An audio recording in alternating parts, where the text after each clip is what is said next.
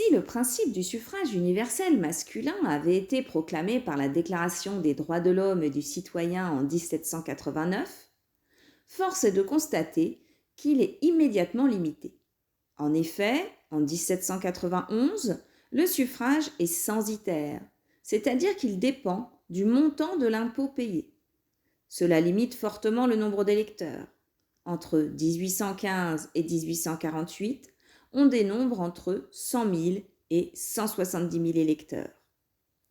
Il faut attendre 1848 pour qu'un décret proclame que tout Français en âge viril est un citoyen politique. Tout citoyen est électeur. Tout électeur est souverain. Le droit est égal pour tous. Les femmes ne sont pas concernées par ce décret, et des voix s'élèvent afin de souligner cette inégalité. Le nombre d'électeurs est désormais estimé à 9,5 millions.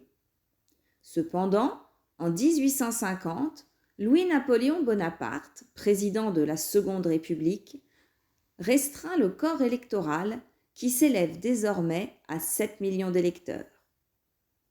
Si la Déclaration des droits de l'homme et du citoyen proclame l'égalité et donc induit l'abolition de l'esclavage, il faut attendre 1794 pour qu'un décret soit publié, vite oublié, et supprimé par Napoléon en 1802.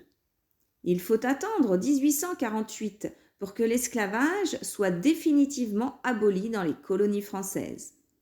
Le gouvernement provisoire prévoit une compensation financière pour les propriétaires d'esclaves et demander aux anciens esclaves la reconnaissance éternelle à la République française qui les a fait libres. Aucune compensation financière n'est prévue pour ces nouveaux hommes libres. Une misère sans précédent s'abat sur ces populations affranchies, chassées de leur lieu de vie et remplacées dès 1852 par une main-d'œuvre sous-payée, recrutée sur contrat en Afrique, en Inde et en Chine. Plus de 100 000 de ces travailleurs sont arrivés dans les colonies françaises entre 1854 et 1889.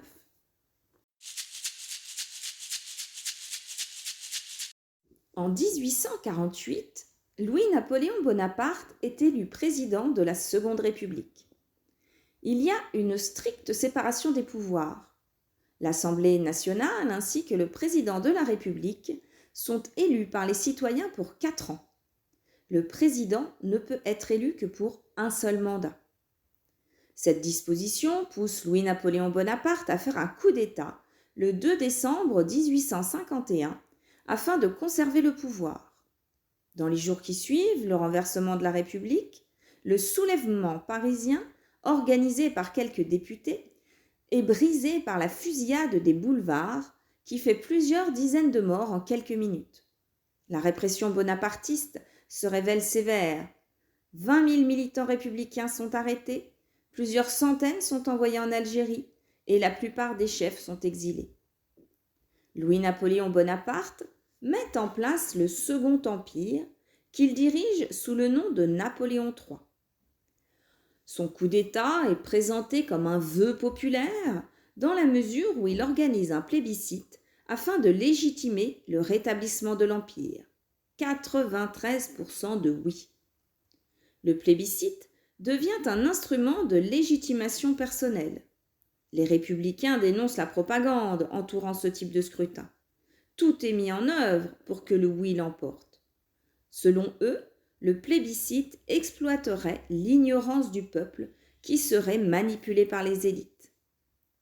Les élections sont totalement manipulées par le ministre de l'Intérieur et par les préfets au profit des candidats dits officiels qui bénéficient de subsides et d'affiches de l'administration impériale, tandis que leurs opposants sont soumis à des brimades de toutes sortes, au bourrage des urnes et au trucage des résultats. La vie politique est réduite, la propagande est omniprésente et la presse est censurée.